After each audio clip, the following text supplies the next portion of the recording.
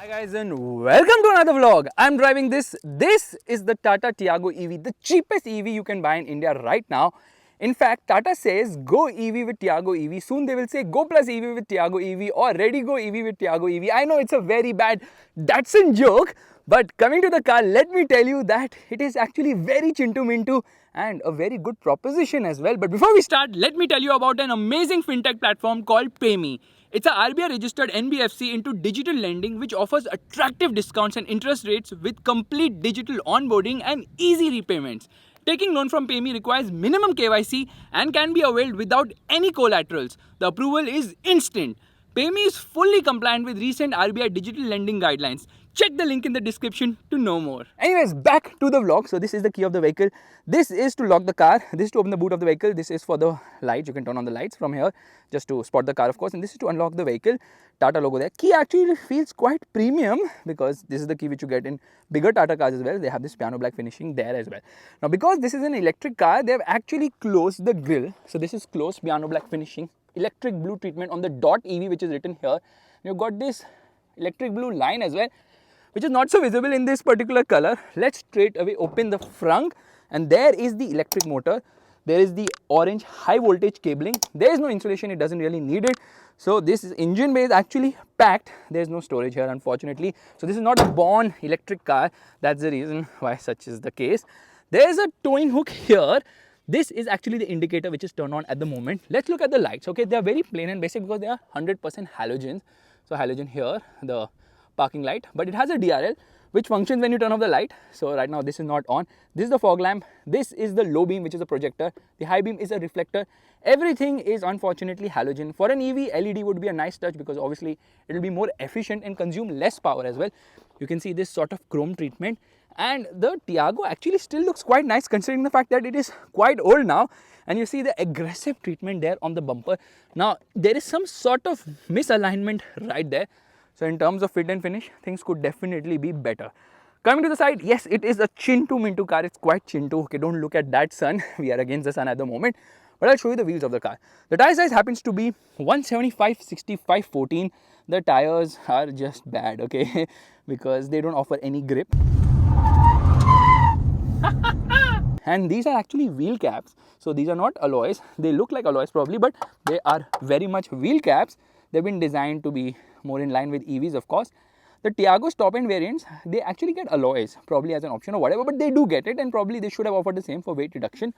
Says dot EV here, piano black finishing on the roof as well.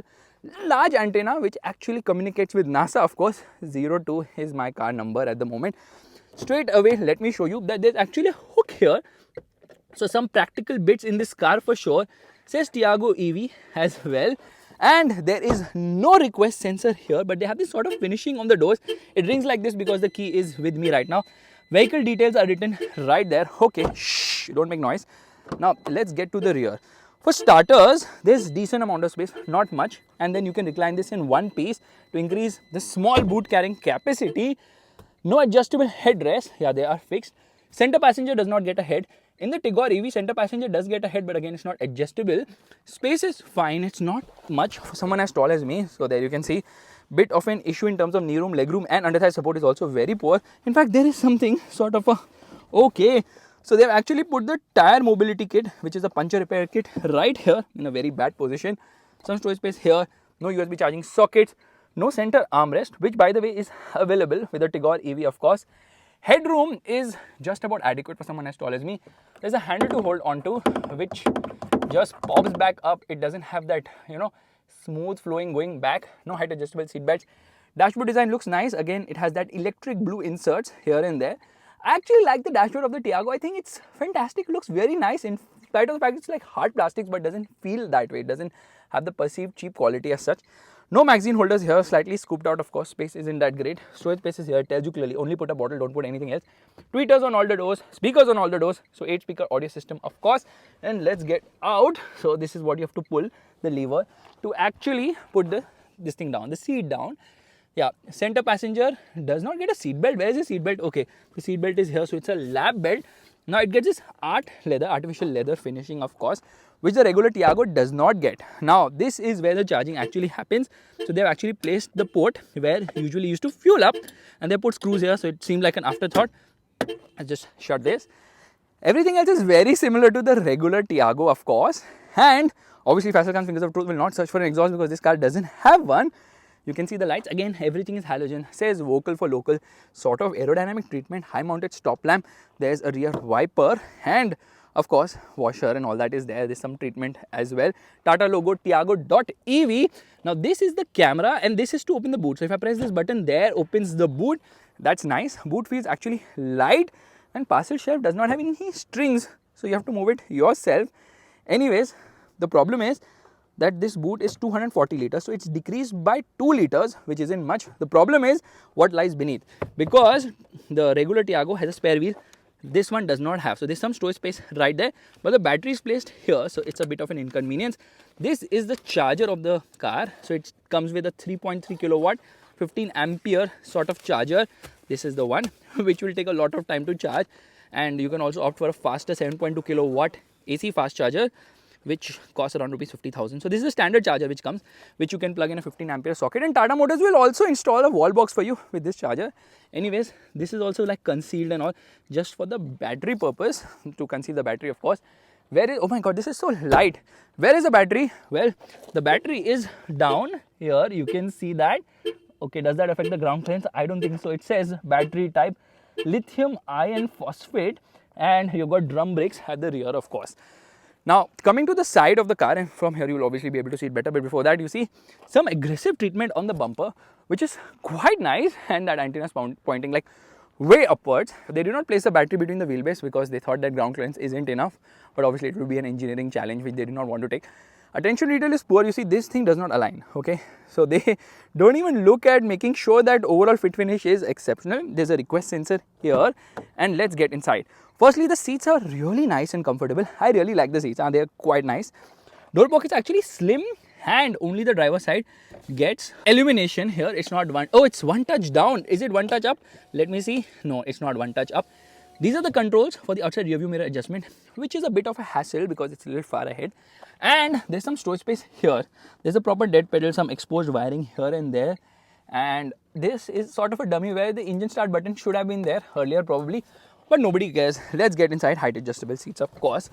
Now the thing is, I'm just going to turn off the indicators. I'm also going to turn off the lights. As soon as I do it, you see the screens have become brighter. There's a light placement here. There is none at the front. This is not auto dimming, but you can dim it manually. There's a mirror here. There is no mirror here. There's this strap. Okay, it has got connected car bit. All the details are here with 45 features. You can do geofencing and all that, obviously. There's a ticket holder right here, microphone on the top. Now, the glove box is actually decent size because there is a compartment on the top as well. In fact, it's cooled, and you can see these elephants. Yeah, can you see them? Okay, they are there, right there. So that's a bit of an Easter egg, which is kind of cool. Thing is, a lot of hard plastics, but it doesn't have the perceived cheap quality somehow. So it doesn't feel cheap. It looks quite good. In fact, I really like it. And like I was telling you, all the doors have a tweeter. Front doors don't have it. Front tweeters are placed here on the A pillar. Electric blue inserts, piano black finishing. This is the handbrake of the vehicle. There's a 12-volt charging socket. To place the key, you have a slot right here. Twin and cup holders, 2.5 actually. And there's some storage space here. This is the gas selector, which has this sort of knurled finishing, which is not finished in chrome. There's this chrome line on the top. And these are the controls for the air conditioning, which is a chiller. Climate control air conditioning. When I turn it on, it actually shows me the display here. Okay, there's a USB charging socket, 12-volt charging socket.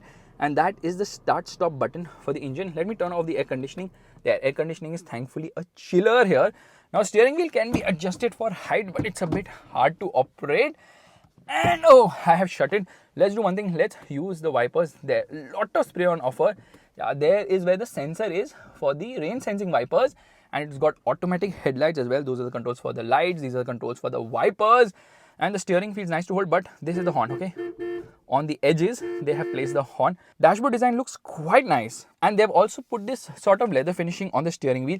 These are actually the controls for the audio system. These are the controls for the cruise control system. Piano black finishing here, that's the Tata logo. And that instrument cluster has got good amount of information. Yeah, it's got decent amount of information. It's like fully digital, but it's a very small screen. They could have had a bigger screen.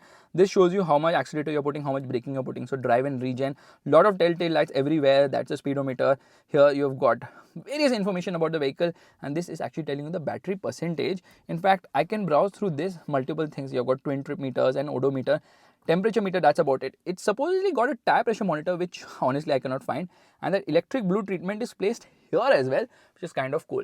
Now this is a 7-inch screen, which is definitely on the smaller side. Android Auto and Apple CarPlay are there in this vehicle. You can browse through, it's slick enough. In fact, you can turn on the park assist, which is the camera from here, and obviously it has got adaptive guidelines as well, so I'm just going to use it while driving the car. What I can do right now, it's a bit slow, okay, I can get into reverse, and there you can see the reverse parking camera, of course. Let's get out of it. Here we are in neutral at the moment. Thing is that this is actually easy to browse. Here we get into the sound demo, and let's listen to some audio. Audio quality is nice. This is slick, not very fast. Here I'm going to get into vehicle setup. Okay, it has got approach lamps and all that. But what I really want to see right now is I am going to come to the themes part of things. So I'm going to change the theme. There's the green theme. There is the pink theme, there's a yellow theme, which only changes the color somewhat here.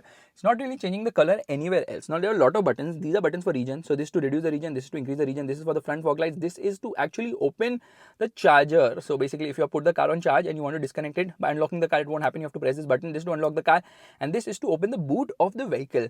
So I think it's very much simple and systematic. Not much to talk about because interiors don't have much features. Thankfully, we have got a handle to hold on to right there, and you won't believe it right now. I am sweating like mad. Look at the kind of, oh god, it is so freaking hot. It's insane right now. But anyways, the overall interior and everything is very similar to the Tigor. What's different here is the fact that this car is obviously a hatchback, and by pressing this button you can lock all the doors in one go. Kind of cool, but we obviously have a dedicated button also, which is obviously nice. Let me get out and show you this amazing view there of the beach. We are on a hilltop right now, which is fantastic. Doors, do they shut with a third? Yeah, they do. So build quality seems quite nice. Here it tells you the tire pressure information. In fact, the rain sensor is placed right here, and that's about it. It's time we start driving this Tata Tiago EV. Alright, we are all set to go, which means first and foremost we'll turn off the air conditioning. I'm actually going to get in here and I'm going to turn on the park assist so that you can see the camera all the time. On the brakes, and I shift it into sport mode, and you know what, handbrake is up, and I accelerate, the car will move ahead a little bit. But if I don't apply any brakes, the car will not go ahead or behind, so you don't even know if the car is in gear because the electric makes no sound at all. Now left foot on the brake, right foot on the accelerator. There is no traction control. Hazard lights off, handbrake down, and onto the throttle. Nothing is happening, and I leave the brakes and off we go.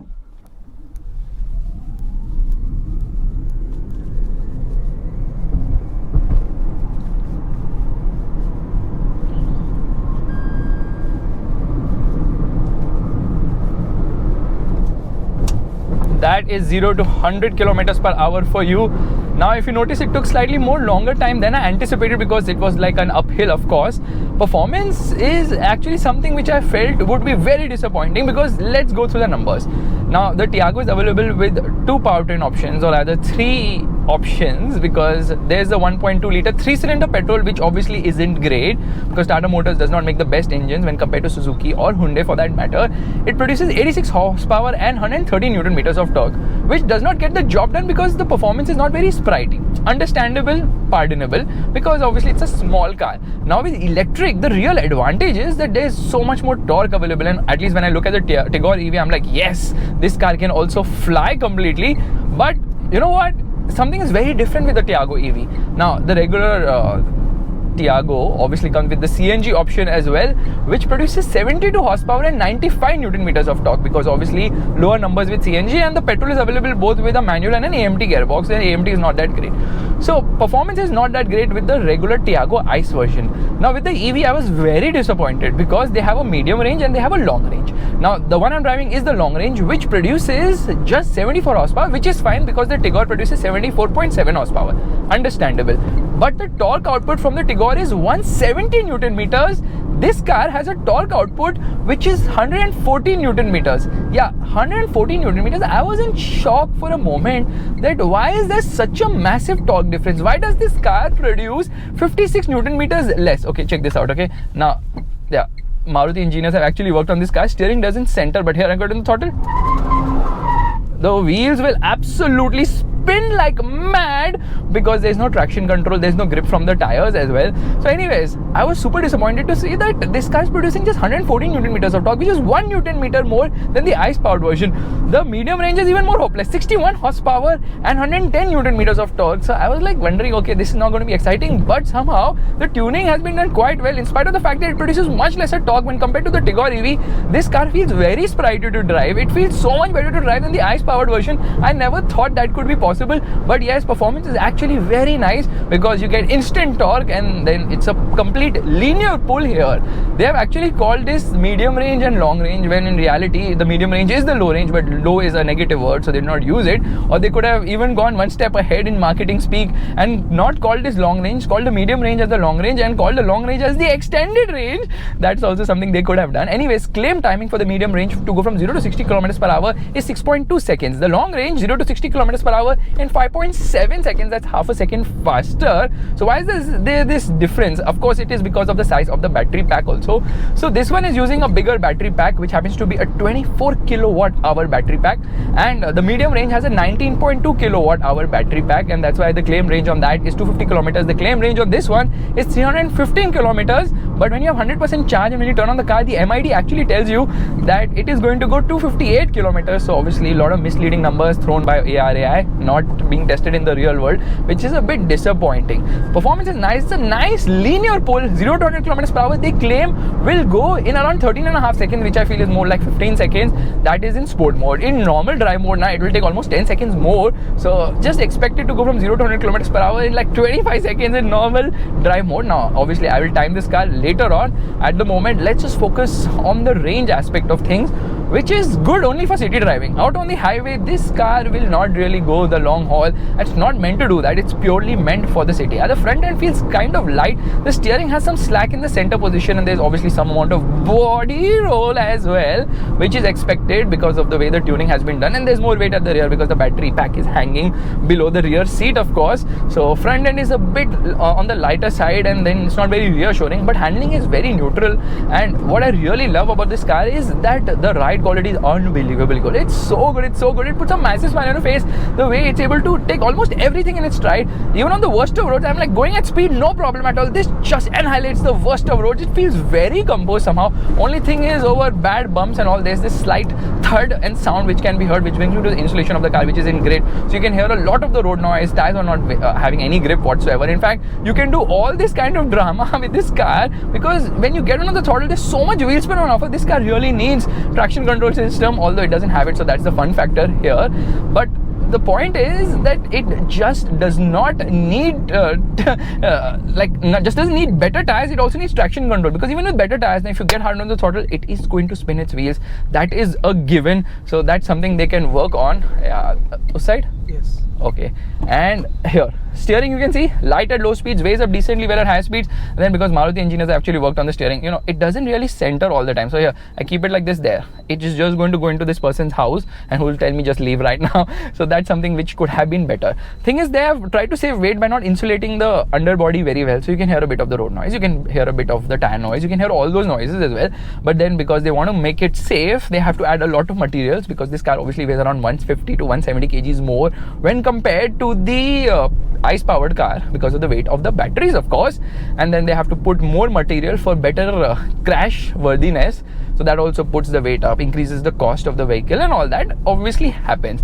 Multiple ways to charge this car actually. So standard, you get a 3.3 kilowatt AC charger, which is basically something like a 15 ampere socket, which will be put on a wall box complimentary. So there are two charging options there. Either you plug it at home with a 15 ampere socket, or that particular charger, which, oh my god, a G-Wagon, whoa. So that particular charger can be put on a wall box, which is complimentary no matter which variant you buy of this vehicle. Or for the long range, you can also pay pay additional 50,000 rupees to get a 7.2 kilowatt AC fast charger, which also you get with the Nexon as an option, of course. And I think with the medium range also, no one's going to say no to you if you're going to pay 50,000 rupees for that. So that will obviously make the charging much faster. Otherwise, you can charge up to 50 kilowatt DC fast charging, which is much faster. In fact, it can take the battery from 10 to 80% in just 58 minutes. But please find me a place where I can go and find a 50 kilowatt DC fast charger, because most of the public charging network is like 25 kilowatt. Some places they're 50, but if two people plug in, it shares itself and then it becomes 25, which is the way it is anyways. So yeah, steering could do with a little bit more feel in the center position, but high speed stability is good. And this car weighs around, I think, 1200 kg, somewhere around that, which is fine. So the Tigor is obviously a little bit more spritey. This car doesn't have that push back feel or kick in the pants feel which you expect with EVs, just a linear pull. So making a quick overtake, you do have to plan at times, and in sport mode obviously it feels more spritey, but it also drains the battery quite quickly. Right now it's saying 66% battery and 109 kilometer range. So yeah, the range isn't that great. Obviously battery pack is also chinto-minto. Now this is running a 24 kilowatt hour battery pack, this one long range which I'm driving. The Tigor runs a 26 kilowatt hour battery pack, so slightly bigger in the Tigor. Better tuning, I believe, because 170 Newton meters of torque is unbelievable. That is quite a lot. The brakes are fine. Okay, the brakes are I would say a little bit soggy, so that is something which could be better, could be more reassuring in when you apply brakes very hard. So that's something which I expect, because I feel the pedal being very soggy and braking performance could be better, because obviously that electric rush is so much now that you want that. Now it has got regen modes, so right now regen is off, so when I leave the throttle it will slightly slow down. So I can actually change the regen. I'm going to increase it to 1, obviously, then it slows down faster. 2, it slows down even faster, and 3, it is almost sort of one pedal driving. So the way they have done the regen display also is kind of different, because these are these bars which start to show there. I left the throttle at 45 kilometers per hour. It's decelerating very fast, and to a point where, oh my god, it's just going to stop in the middle of the road. That's unbelievably slow. So it came to 8 kilometers per hour. So deceleration is super duper fast, and you know, the drive bar and the regen bar also has this red in it to show you, rather the drive bar showing you red, saying that okay, now you're accelerating to the top end of the rev range. So here I have actually left the accelerator pedal. Okay, it's slowing down, not fast enough to avoid a crash, so I have to actually apply the brakes. Thing is, when you're switching between the knobs now, between various drive modes, you have to really press the brake pedal hard, otherwise it simply just does not switch between modes very fast. So between drive and sport it is fast enough, but when you want to get into neutral and reverse now, it takes its own sweet time. So that's a bit slow. That's something which definitely could be faster. But then this is the most affordable EV, or rather the cheapest EV you can buy in India right now. You want to make a quick overtake here, see there, it gets the job done. And I don't know why I'm using the wrong stocks today, but hey, making a quick overtake in the city, not a problem. It's just out on the highway, you want to make an overtake at around 100 kilometers per hour, there it struggles. Top speed would be somewhere around 150 kilometers per hour, which is fine. Here I've left the brakes, and there it's decelerating so fast now that I can actually probably do one pedal driving as well, which is very impressive, because they sort of managed that also very nicely. And then obviously this being an electric car comes with the 8 years 1.6 lakh kilometer warranty on the battery. The battery is IP67 compliant, which means that it is water and dust resistant as well. And the warranty on this car is also better than what you get on ICE powered cars. So 3 years, 1.25 lakh kilometer warranty, which is quite good, right, for a EV. Now everything else is very similar to the Tigor. So the claim range on this is 315 kilometers, like I told you. On the Tigor, the claim range was 306 kilometers when the Tigor was launched, the Tigor EV. They have updated it with software. Now it also has a claim range of 315 kilometers, which is nice. There's cruise control, which is not there in the Tigor EV, the one I drove, but they have added that in newer models. They cannot do a software update by adding buttons, because that will need hardware changes. So yeah, cruise control is not there. However, they have added regen now. I think some buttons here, or those buttons which are there, you can use for regen by software update on the Tigor EV as well. And obviously, you know, regen helps in putting some energy back into the battery pack, thereby obviously helping the car go longer in terms of the range, of course. And like I was telling you, multiple charging options in this car. So the medium range, having a smaller battery pack, is obviously faster in terms of charging naturally, okay, because obviously smaller battery pack is not going to take as long as you would expect. And I don't know why I keep pressing the wrong lever today. I don't know what's wrong with me. So the car is chinto minto, very easy to drive, just doesn't center. Now that's just look at this, okay, it doesn't center. The steering is like from Maruti Suzuki somehow. If I keep it like this, it'll keep going like that, and maybe, yeah, that's something which could be definitely better. So my Google Maps is actually telling me where to go from behind, so that's a good thing, because I'm completely lost in Go. I don't know where to go, how to drive, where to drive, whatever. Did I say how to drive? Oh, Faisal, that's dangerous. And yeah, I love the initial punch. Okay, I am not a big fan of EVs, I'll be very honest, but for cars like these, where the cars are something for a first time car buyer, someone who doesn't really like cars or driving, or someone who's really keen on the running cost aspect, a Tiago EV definitely makes a lot of sense. So this is a segment where I think EVs can work, small cars and scooters and all, but obviously in terms of performance cars, if there's no sound, there's no fun. You see, there's no sound as such. Okay, it's very silent. Refinement is obviously stellar. However, there is some sort of whine sound, and they don't have a pedestrian alert sound also. I think the government has not mandated it yet, so there is no pedestrian alert sound. So what we need is that the government mandates that, because people don't know when an EV is coming. It makes some sound when you turn it on, like something like that. That is obviously the sound of the vacuum pump which is coming from the front.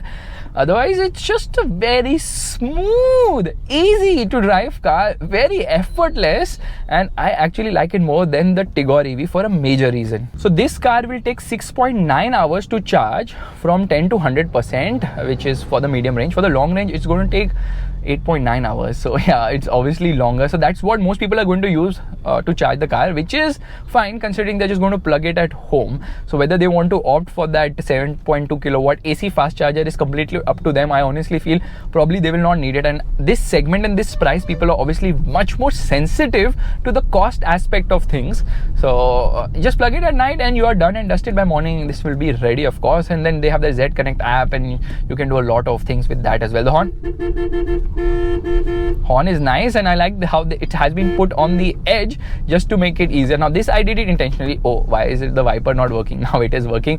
So want to make a quick overtake, not a problem usually in the city. I like that fact, and I love the fact that the Alto has such super duper crazy wide tires. Why does it need it? I have no clue, but it has like massive tires which are like pushing and jutting out of the wheels, of course.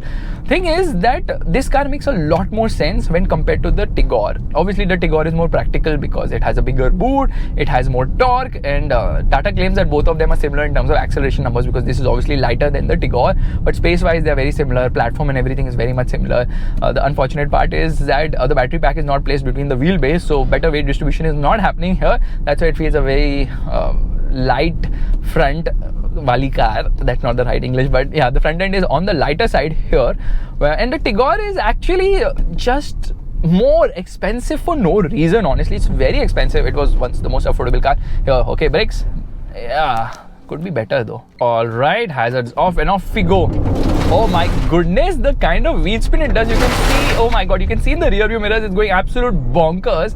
So basically with the 7.2 kilowatt AC fast charger, this car will charge in 3.6 hours from 10 to 100%. The medium range will take only 2.6 hours. So I think that's worth it if you want to cut charging times, because for 50,000 rupees, it's completely worth the price for sure, without a doubt. Now there are 4 trims on offer. There are 7 variants, because obviously the medium range is not available in all the trim levels, and obviously at the end of the day, most people are opting for the longer range because it completely seems worth it for the additional range and better performance as well. That said, Tata Motors had decided that the introductory pricing will be for first 10,000 customers. Out of that, 2,000 customers are reserved, or 2,000 cars are reserved for the Tigor EV and Nexon EV customers. However, they are claiming they have got 20,000 bookings, which is amazing, and hopefully the charging infrastructure will also catch up accordingly. There is the Nexon EV. For me personally speaking, the Nexon EV is a fantastic car. I think as far as electric goes, it's just amazing. And what I really feel is that Tata Motors is on a complete roll in terms of electric cars. For me personally, if I had to buy a Tiago, I would buy the EV, because the EV just feels so much better in terms of performance. It's just so good. And now it's time for me to finally check regenerative braking, which means I have left, look at my legs, I have left it completely hazard lights on. We're going to chipkaw the car in the left side, and there it is starting to like cruise at 4 kilometers per hour. Now you completely come to a halt, I'll really appreciate it, but it will not. It will just cruise at 5 kilometers per hour. So their regen actually works quite well. However, I've drained the battery quite a lot. 64%, 107 kilometer range. Electric cars are very sensitive to throttle input. That's why people with the right foot can avoid such kind of cars, because you know you're going to deplete the battery 2x faster when you're driving with a very heavy right foot, which is the truth of things, of course. And we're just going to come to a halt here, and it's time for left foot on the brake. Revving it as it lights off, and off we go. No wheel spin when you launch it, like with the steering straight, of course. Now the price of this car is almost 9 lakhs for the base variant, 8.97 somewhere about that, going all the way to 12.5 lakhs. In fact, when you compare the top versions of the petrol and this electric version, the price difference is 3.55 lakhs, which is considerable. Obviously the price difference is lesser for lower variants. And then the price difference between the Tigor EV and this particular Tiago EV, the top variants, is whopping 4.27 lakhs. It's lesser for lower variants, of course. So this car is much more expensive than the ICE powered version, but much cheaper when compared to the Tigor EV. So if you want to feel satisfied compared to the Tigor EV in terms of pricing, rather than comparing it with the Tiago's ICE version, and the thing is that you pay 53,000 more for the long range over the medium range, which is completely worth it. So guys, this is my vlog of the Tata Tiago EV long range version with a 24 kilowatt hour battery pack producing 74 horsepower and 114 Newton meters of torque. It's actually a very nice, comfortable, practical electric car, which is also the cheapest you can buy in the country, and definitely better than the ICE powered versions. The premium you pay is something which you have to justify to yourself by seeing how much is your running. But as I see it, if I had to buy a Tiago, I would prefer an EV, which is kind of surprising because I'm more of an ICE person, but then the petrol engine isn't great. There was a diesel earlier in the Tiago which was quite nice and very frugal also, 3-cylinder, but then, you know, that's also gone. And then obviously, you know, diesels are on their way out, unfortunately. Can you hear the sound, the whining from the motor? Well, sounds a bit futuristic. I just wished it was louder. And then you see big bumps or anything, you can just go like that. That's how good the ride is. Anyways guys, if you like this vlog, make sure to give the thumbs up. That's the like button, and also subscribe to the channel. And don't forget to check out the platform Peppy, which gives you hassle-free loans. You can click here and obviously check it out. Bye bye.